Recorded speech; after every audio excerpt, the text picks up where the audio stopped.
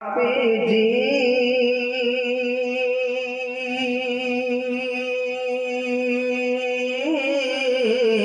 কোন দেশেতে আছেন ঘুমায়া, একদিন পথে একটি বুড়ি গাঁঠি লয়া যাচ্ছেন চলি। একদিন পথে একটি বুড়ি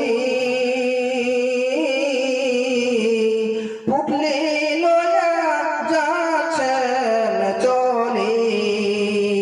সে যে আমার দয়ার নবী, সে যে